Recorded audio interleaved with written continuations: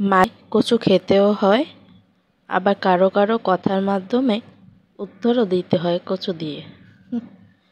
এমনই আমাদের সমাজে কিছু লোকেরা আছে যারা অন্যের ভালো দেখলে মাথা নষ্ট হয়ে যায়, আর তখন উল্টাপাল্টা কমেন্ট করে বা উল্টা বলে।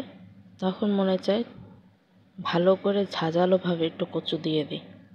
আর তাই তো আমি আজকে লাল লাল করে কচু রান্না করব, যাতে এই ভিডিওটার মাধ্যমে তাদের মুখ বন্ধ হয়ে যায়। ওকে, আসসালামু আলাইকুম এভরিওয়ান, কেমন আছো সবাই?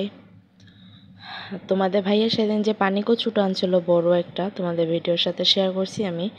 সেই কচুটার কিছু ডগা খেয়েছিলাম, তাই না? আর আজকে নিচের গোড়াটা খাইছি।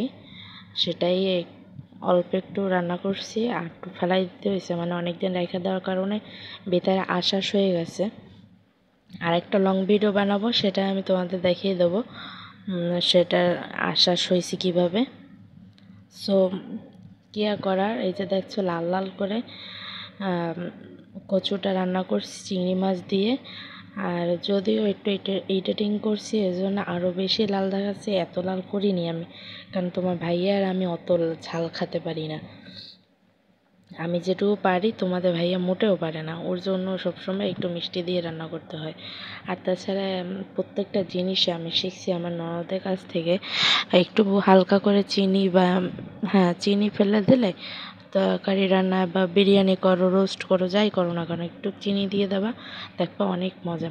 যেমন আমি এই কচুর ভিতরে কিন্তু সর্বশেষে চিনি দিয়েছি, তখন কিন্তু আমার ফুটেজটা নিতে ভুলে গেছি, যে কারণে তোমাদের দেখানো হয়নি।